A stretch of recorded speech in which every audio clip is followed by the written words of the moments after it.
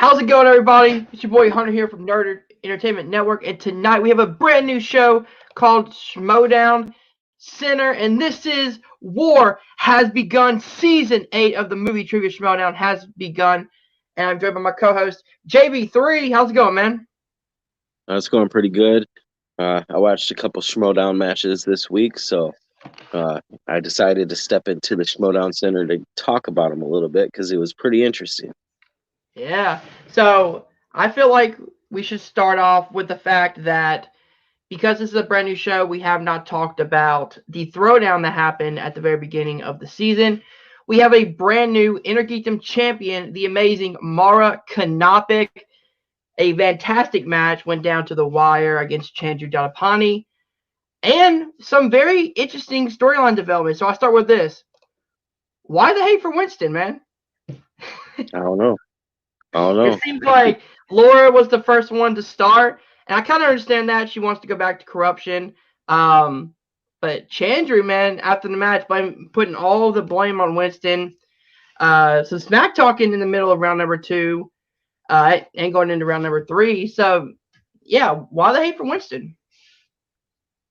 I mean, I don't know. It seems like Winston just isn't the manager he used to be. He leads a busy life, not in a bad way. No, I like Winston. Winston's fine, but he showed that in a match we'll talk about later. But no, I think that he was a certain type of manager that I don't know too much about because I'm a newbie, but I think that he has a lot going on, and I think that his time available has been shortening and shortening. So, and it's been now the repercussions are coming in. Now his team is starting to realize it. Yeah, I mean, I could definitely see that. I mean, as I said, I get the hate from Laura Kelly. She wants to go back to corruption. Chandru, I guess he said his storyline reason was because Winston has all these shiny new toys, which, okay, I get it. He puts a lot of attention into his new players. Who though? Huh? They don't really make too much sense. Like why Chandru would be that mad? Like who? Not really. It's pretty much the same as far as I know. I can't. I mean, like I said, I'm still a new watcher, but like I can't recollect any change. Not too much change. Yeah. Like as far as like Chandru was his main guy, and he said it in the match. He wasn't even there during the training. He just was sending questions and sending mock-ups and stuff like that. So I don't know. But again, congrats to the new IG champion, Mara Kanopik. And we have a number one. She looked fantastic, man. And we have a new number 1 contender in the Star Wars division, Laura Kelly, who defeats Molly Damon. I believe they said Laura Kelly went perfect in that match. She was untouchable. Everything. She was stone cold assassin in that game. Dude, because Molly Damon missed one question out of the entire match and still lost because Laura went perfect. Now Molly Damon had a really, really nice camera. It's really nice. Yeah. Seems like her and Alex have really cool setups as well when it comes to like their lighting and things like that. It always looks great. I could tell, yeah. I felt like, yeah, that was like a whole new thing. Like, kudos. It makes it more professional, in my opinion. Yeah, I agree. All right, so now let's move on to the actual, I guess, official start of the Schmoedown season, which was an IG match, Amara Moses versus Jesse Swift. But we start off with the question of what is up with Guy.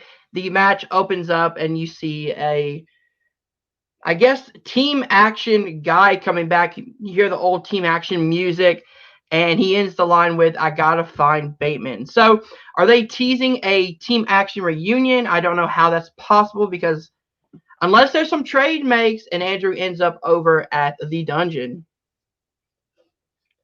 I don't know.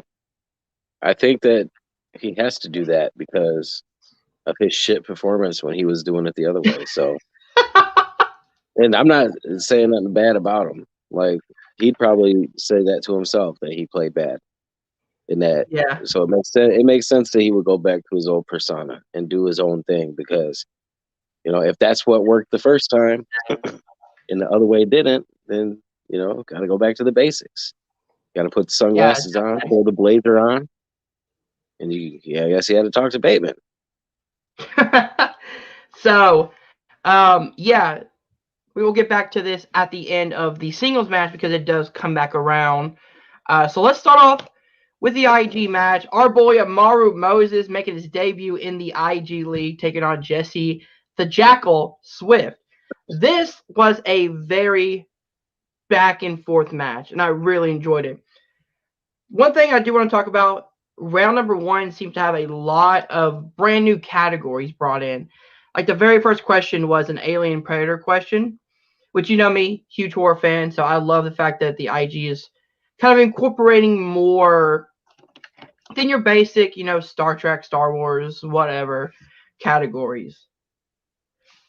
Oh yeah, they got a bunch of awesome categories, and not to go too far back, but in that Intergita match for the title, that was evident. That really played a factor in the match because a lot of the new categories can trip some people up, but it can help some people out. And I think as far as the game goes itself, it makes it interesting. There's more questions, more fandoms, so that if someone watches it that is a fan of all those things, then they could be like, oh, I like this now, and it could draw in more people. But yeah, for Amaru Moses, Amaru, my boy, man, I'm telling you, like as soon as he came into the match with the opening promo from like Nerd Chronic and all that stuff, yeah, it was like he fits right in. Like he fits right in. He went in there. He said, "I'm gonna get this win for my team," and he did.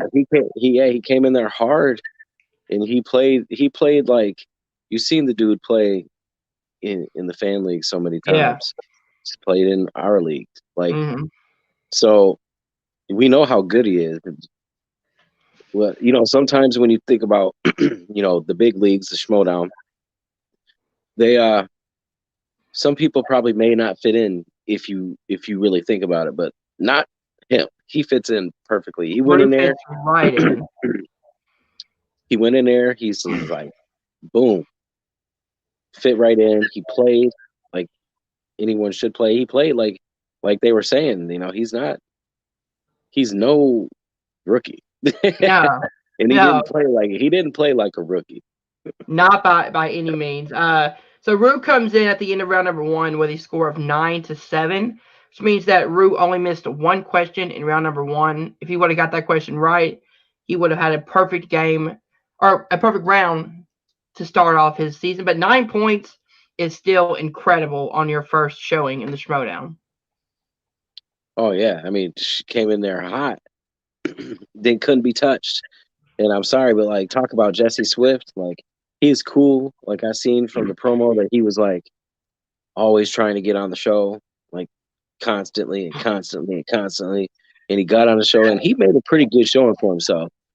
But that's something that happens when I don't know what realm he comes from. Like I don't know who he is. Like obviously, Amaru, we know him. But man, he came in there rude, boy. He came in there and said, Whew. I don't care who I'm going against. I'm playing my game. And that's exactly what he did. Yep. So going into round number 2, Swift goes first, and he spins Star Trek to begin with, spins the wheel again, and it lands on comic book movies. This is, again, I believe a brand new category. So it's all the stuff that's not Marvel, DC, DCU, etc. So it's your Dark Horse, your things like that, your graphic novels, things like that. And he has to go to multiple choice one time. Rue has a chance to steal on the second question. They both miss it, which was who plays the villain's character of Sloan in 2008's Wanted. It's Morgan Freeman. Yeah, that was, as someone who sucks at movie trivia, I actually knew that one. So And that one then was that was an odd one to me, and I bet if there's any question that Rue would like be like, dang it, too, that was probably the one because yeah, you that was actually a see really good in the movie. match. That was He a kicks really himself good for that movie, one. and I think he's pretty much seen that movie, but I can see how the question could trip people up because I didn't remember like his name in the movie. Like I just Yeah. remember who he was. So it was really kind of a guess for me. Like it was a educated guess because I Mm. guessed and I got it right. But yeah. Yeah.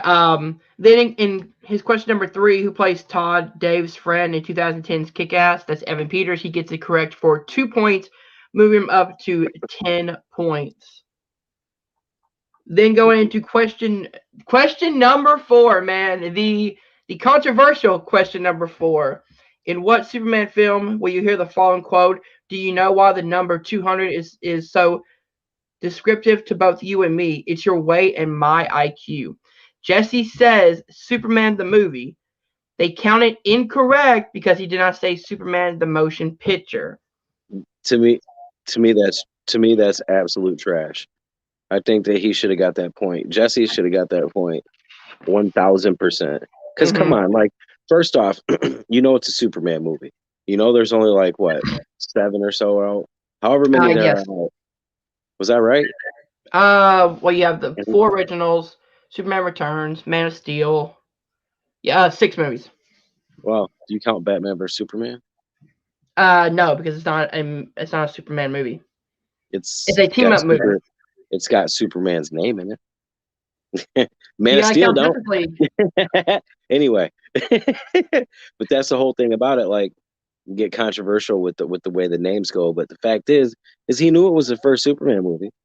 Like, he said movie instead of motion picture. Everyone anyone knew he was talking about Superman the movie, Superman the motion picture. Same thing in my eyes. So, And I think also, Jesse got absolutely screwed on that. And also, it's always been called Superman the movie, as like on DVD covers I've seen at least. On IMDb, it may say something else, but to me, it's the same movie. Same movie. Here's the question that you ask: what is a motion picture? It's a movie. Yeah. Exactly. Like, just because the names are it's the same shit.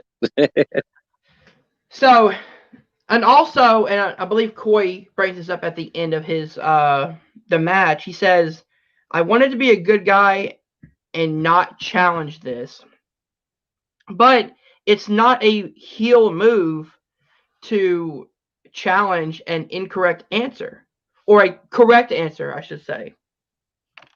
Yeah, that's where the whole challenge system to me is flawed. Because the only reason he was worried and scared about that in the first place is because of the fact that he didn't want to lose it. Whether or not it's a face or a good or a bad thing to do, that's always a factor that comes into the do you lose it? What if he didn't have the challenge? I mean, they didn't use the challenge, but what if he didn't have the challenge? He couldn't have challenged it. And they what if they mess up? Then it's like, can't do nothing about it. I mean, maybe they would if it was a big mess up. They would do something. They would probably do it, but I don't know. I just said I would have challenged it. I don't, but that's the thing you're talking about. Like when it comes to manager stuff in the Schmoedown, you're talking about a real trivia game, that has real bragging rights to it. This is no work, but you got manufactured stories. So when that clashes, you know what I'm saying? Then it starts to mess everything up, in my opinion. Yeah. Because then you got someone saying, like you said, it's not a heel move. It doesn't matter if it's a heel move. It doesn't matter if it's a face. You scratch face heel out the window. Storylines go out the window. Characters go out the window when you start to play the game. The only time characters come into play in gameplay is mind games. That's it. Other than that, when it comes to that kind of stuff, it shouldn't matter. It's like, I don't want to be a good guy. I want to be a bad guy. Challenge that shit because it was wrong. And he could have got the point for that. And he should have got the point for that. Yeah. So Rue goes next. He spins scores and soundtracks, which I know he's pretty good at, actually. He spins away and lands on a brand new category, Batman. So they have like a Batman and Superman category, which I actually really like the fact that they're kind of branching off the comic book elements of it. So you get like characters. It's about time. Hey, Rue. Last year he Okay. This year he did. He challenged too late. Oh, okay. Thank you for that, Rue. Yeah, thank you. Yeah, I was gonna He say challenged too late. I would Okay. have challenged that right away. All right. So yeah, apparently I was completely wrong on that. I apologize. So yeah, Rue spins the category of Batman. And I believe he moves up to, 13 points? And Jesse gets a steal off of him for the question of how many Batman movies has Morgan Freeman appeared in. Rue went to multiple choice. Of course, the options are 1, 2, 3, or 4, because why not? Rue, I believe Rue says 4. The correct answer is actually 3. He's in the original Batman, the Dark Knight trilogy. So Jesse gets the steal on that one, bringing him up to 13, and then Rue goes to multiple choice on the last question and gets it right, moving him up to 14 points. So it's 14-13 at the end of round number 2. Man, that was a whole bunch of words to say. Oh, indeed. Yeah, this match proved that, like, the game is changing for the Schmoedown in this virtual era, because you're not getting rookies anymore. They're getting veterans. This is like in wrestling when like people like Kevin Owens show up in the WWE. Like they already got 16 years under their belt. Like these new players like Rue, they already got time in. They already got experience. And if you got experienced rookies coming in, you know what happens? You play in a match in a tournament, and then you win the whole tournament, and then you beat Dan Murrow for the world championship. That's what happens. So like this whole landscape is being changed, and this is the beginning of it. You see someone like Rue coming in there, just like seasoned, in a debut match like that. That's the type of stuff. That's the type of stuff that people should pay attention to, and it looks like they did, because the draft number 2, really number 1, really number 1, but number 1 of the draft, 2, yeah, because but that's, man, congratulations, man. Played very, very well. I look forward to watching every match. I watch every match. Me too. So going into round number 3, Jesse starts with his 2-pointer in the category mixed bag. Who stars as Lawman Roy in R.I.P.D.? I believe he says Jeff Bridges. He says Ryan Reynolds. The correct answer is Jeff Bridges.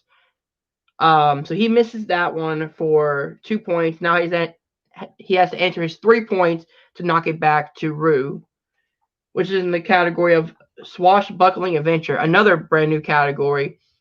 This one, to me, was a kind of an easier 3-pointer.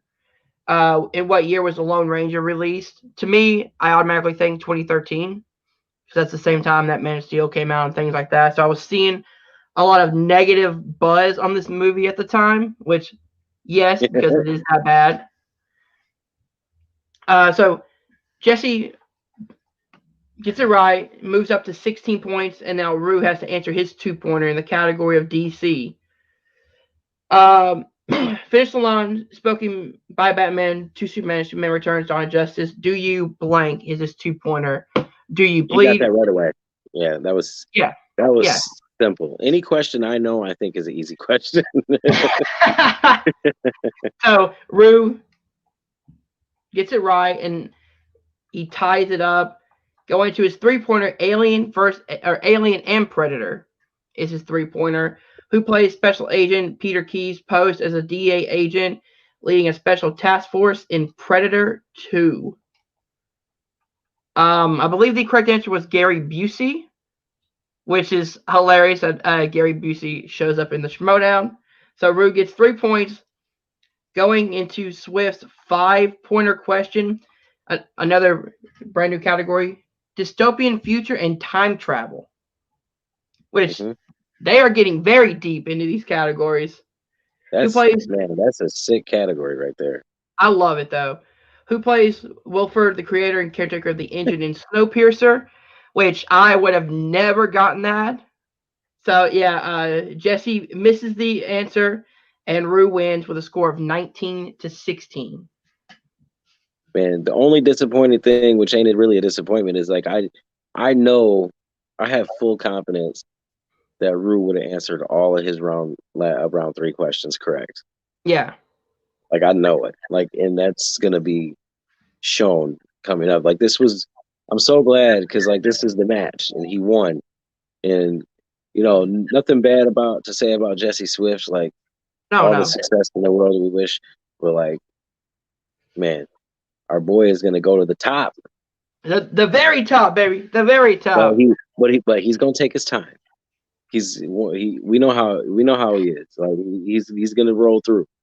He's gonna go. Yeah, it's gonna happen. I'm excited to see it. Oh yeah, me too. So you know what? I'm switching up on you guys. Going into match number 2. I know this is not the right order, but I don't care because this is, as JB3 said, one of his favorite competitors, Marisol McKee, Lady Justice, taking on Vinny Mancuso in the singles division. Real quick before we go there, you got to answer that question though about Guy. You got to go back to that. Oh, that is. Well, this is the singles match where the guy category or the guy storyline continues. It doesn't continue in the Star Wars division just yet. Whoops. It's fun. I did not watch the Star Wars match, but I watched this match because my favorite player in the whole Schmoedown right now is in this match. Lady Justice, indeed. Yes. So we start off in round number 1, kind of even for a long time, and the final score is tied 6-6 going into round number 2. So they are both tied. They both missed the exact same questions. They both get the exact same questions right. Yep. It was completely even. Lady, she looked a little bit disappointed after that round. But she looked like she had her composure like locked in place. So there wasn't like she was good, and Shannon was all about it. She was like, Shannon already knows what to do. Yeah. So Marisol goes first, and she ends up spinning opponent's choice. And this is where the IG category in singles come into play because Vinny picks the category of Middle Earth, which Marisol. Right, and that's the whole thing about it. Like you think about that, this comes to play big time because in any Schmoedown match, adversity comes. Like you could have the situation when opponent's choice comes up, and that's when you really get tested.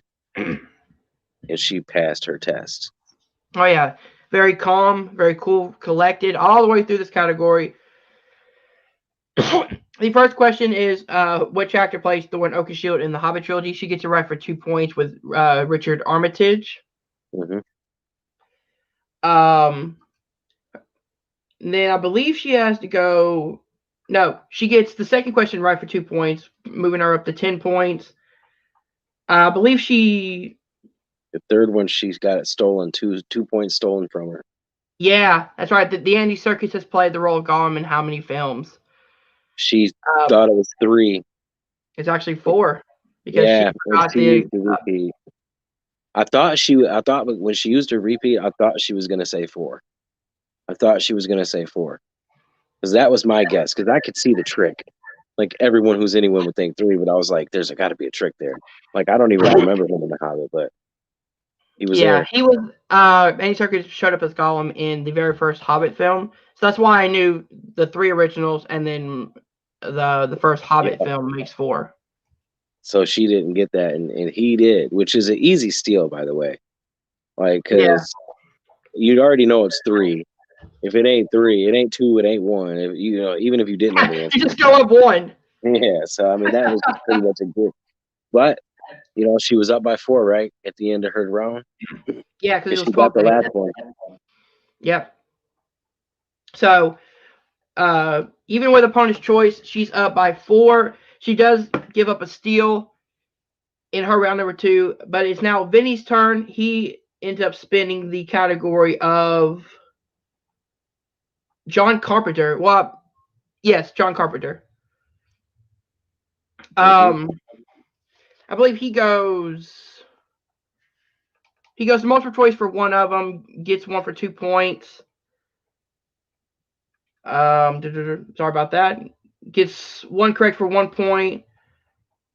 And then, yeah, so at the end of round number 2, it's 14-12. Yep, he got going into round number 3.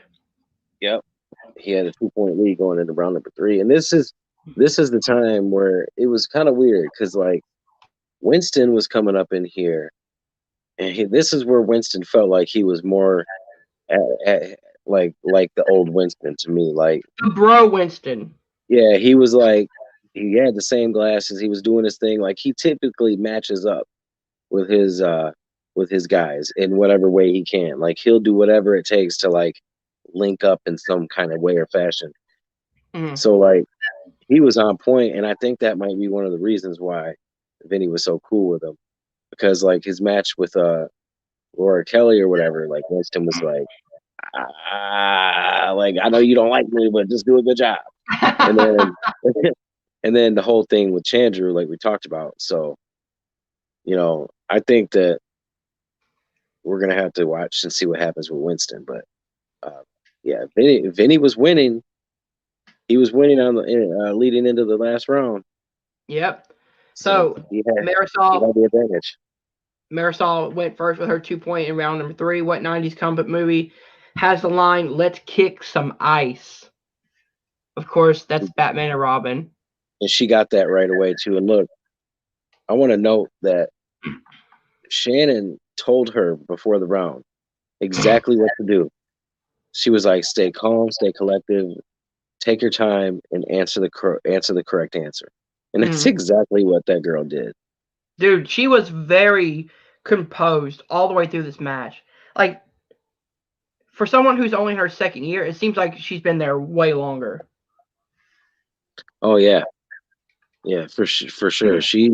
That's why she's my favorite. She was my favorite.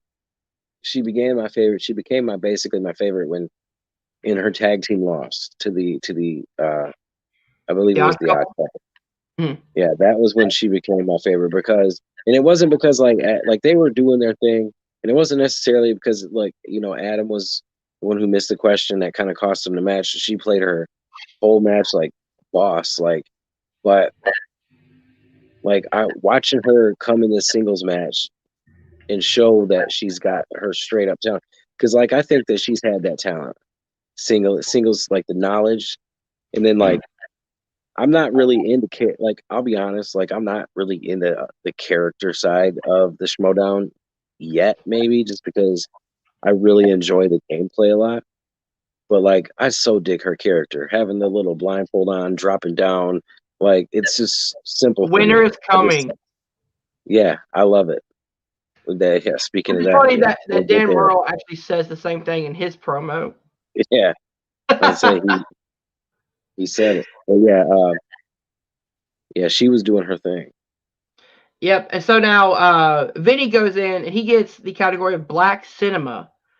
Who plays the role of Jericho Jackson in the 1988 film Action Jackson, which is kind of a harder pull for a 2-point question, in my opinion. But I mean, if you know the movie, you know the movie. Yeah, I did not know it, but I didn't watch that.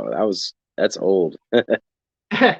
Yeah, so Vinny misses that one. Now he has to answer his 3-pointer in the category of thriller. Hugh Jackman and Jake Gyllenhaal starred in the gritty 2013 film Prisoners. Who directed it? He gets this one right. Oh no, he misses that one, I believe. Yes, he misses that one. No. Oh, he got it. I am way off. So Marisol gets the thriller category, and she gets it right for 3 points. Moving it back over to Vinny, who has to answer his 3-pointer in the category of horror. You can find the character of Tree, played by Jessica Roth, in what Blumhouse franchise? Happy Death Day. One of my favorite franchises in the Blumhouse series. He gets that one right for 3 points and ties up the game, going into the 5th and final question. In the category of Will Smith for Marisol, The Legend of Bagger Vance is mainly set in what southern U.S. state? She uses a repeat, and she pulls the answer of Georgia, which is very impressive. Oh, yeah, she's still staying calm and collected. Yep. Never worrying about anything. So now she's up 22 points, and Vinny gets his 3-pointer in the category of horror.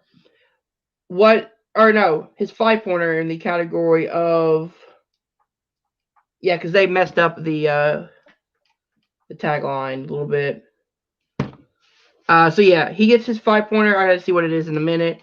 But the category, or the question is, what spy thriller involves a real life person, Valerie Plame, whose status as a CIA operative is revealed in the media by the White House? So I believe this is 5-pointer Spy, which he misses. And Marisol wins with a score of 22-17. Which is incredibly impressive given the circumstances. Like, there's no better way to win a match to when you get opponent's choice and you nail it, and you have downs and you bring it back. Like, it's the name of the game, and she played it phenomenally. Oh yeah, I definitely agree, especially as because you have to think, like, she was under a lot of stress probably going into this first match. I mean, she was drafted for 2 draft picks to come back to Corruption, and she shows up and puts 22 points on the board and a win for Corruption. She showed up and she showed out tonight, man. Oh yeah, for sure, she killed it. That's why she's my favorite, Lady Justice. I will say this though, as lame as it was when they were doing the little promos, and he ended by saying, "It's not justice, it's just ice." That was alright. That was okay. I got a little laugh out of that. I was like, I see what you did there, bud. I mean, Vinny put up a great fight too. I mean, 17 points is nothing to sneeze at. No, I mean, it just comes down to the questions, and he didn't know his last 5-pointer. So yeah, that's it happens that way. So then after this match, we do have the What's Up with Guy storyline scene. This one is actually really funny because Guy shows up to Bateman's house outside talking about he needs to face Scott Mance and Team Trek going back to 2017. Bateman's confused as ever, and then the great line of, "Why aren't you wearing a mask? Why is everyone telling me this?" So, do you think they're going with he's stuck in the past or something? I think either he's stuck in the past or whatever happened at the end of the last season with the Schmoedown somehow gave him some sort of concussion, and he's just kind of trying to go back through his memory, something like that. Like amnesia? Yeah, something like that, where he's kind of reliving his life over again in the Schmoedown community. Could be interesting. We'll see what happens. Yep. So now, the match you didn't see, the Star Wars match. Marie Wilson taking on Sean Sullivan. This was actually a very good match. Not gonna lie, I don't really like watching the Star Wars matches because I usually can't get no questions right at all. They're wild. I'm just like, well, I don't know. But this match is actually really fun. So I'm going to try to break it down as much as I can because my voice is going out right now.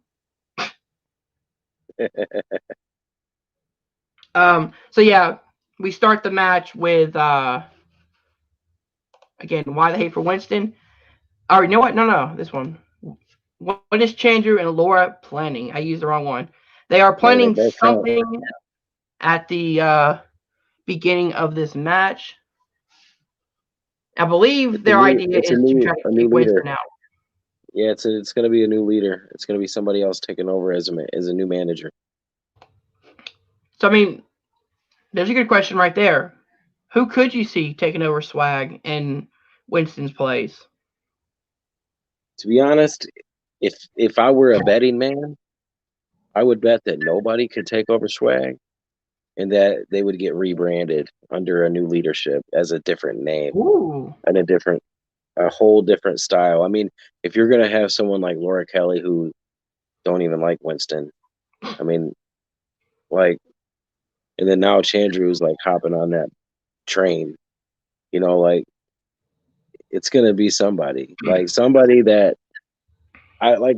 Because to me, Swag is Winston. Like, it's his branding. Like, it seems like that's him. Like, he's the one that's putting Swag all over the place with all his promos, and his players play great and everything. But yeah, I don't think anybody could take over Swag but Winston. So I would have to say rename it. See, that's where I'm gonna throw out an idea. I don't know if they're able to do this, but if you wanted to keep the name Swag, you wanted to bring in someone to manage it, I think the perfect person would be Jay Washington. The other part of Blurred in the Hood, best friend to Winston. They do a live show together. Both him and Winston have that same high energy that they could bring to Swag that I think Jay Washington could bring immediately. And I mean, Jay also has history in running a successful faction, so you can make that work, that transition.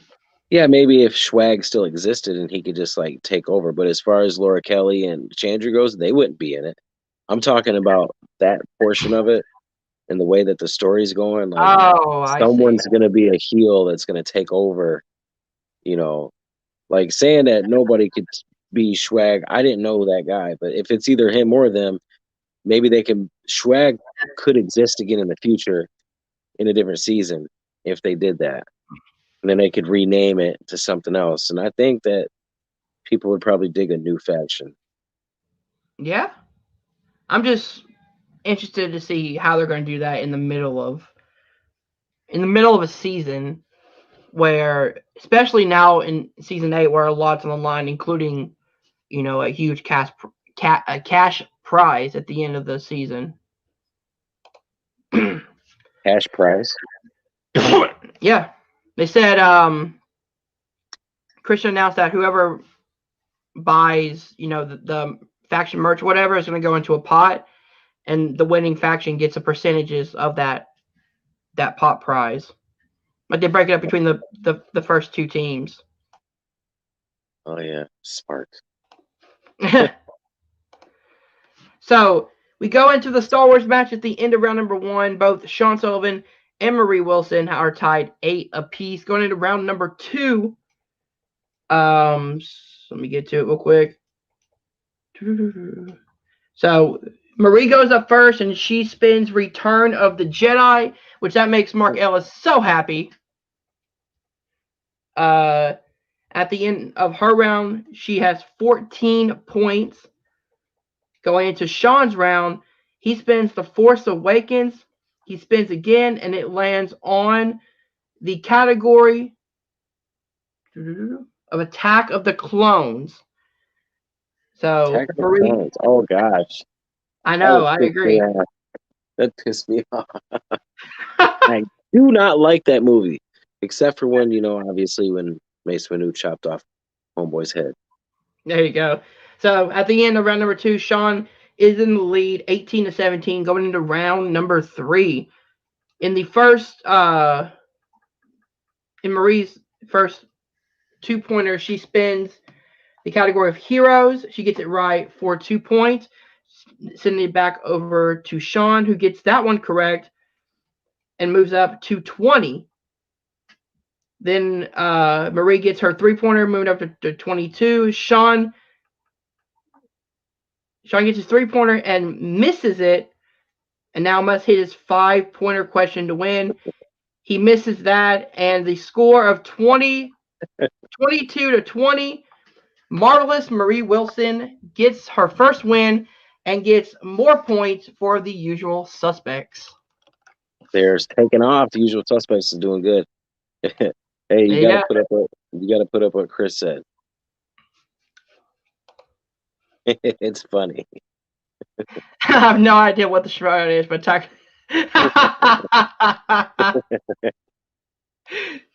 I agree. Oh man, that is hilarious, Chris. So yeah, so Marie Wilson gets the win for the usual suspects, and the usual suspects, man, get the first 2 wins out of 3 in the opening match of the season. Very impressive. Sam last season had a problem with not having an IG or Star Wars player. This year he focuses a lot on that, and it seems like it's working to have multiple leagues taken care of. Oh yeah. I mean, off to a good start. You know, it was a good choice picking up Rue, so that helped out big time for them. And I think that yeah, war has begun. You said it. War has indeed begun. And I believe that is it, guys. We went through all the matches this week. We talked about some storylines, and it looks like we might be done earlier than expected. JB3, where can people find you? You can find me at Combat Wrestling Trivia. It's over on YouTube. It used to be on this channel. Now we went over to that channel. So yeah, it's basically just wrestling trivia. It's got its own unique format. Right now we got the Clash of the Combatants. In fact, in about 1 hour at 11 Eastern, because my computer was an asshole. Well, more I should say my program was. I didn't hate on my computer. This time it was the actual program. It jacked up. Stupid program. It's probably because of my computer, though. It's probably really because of my computer. Let's anyway, be fair. Yeah, it happens. But, 11 p.m. Eastern, we got week 3, night 1. The beginning match, Colton Roberts, he's going to be taking on Dustin Lyon. And then after that, in Block A, we got Dexter Beckett taking on Nerd Entertainment's own Jacob Barber, the real. So it's going to be kicking things off week 3. So I'm excited. Oh, yeah, I definitely cannot wait. And if you guys did enjoy this, hit that like button, subscribe to Nerd Entertainment Network down below. Thank you guys for watching. We'll see you.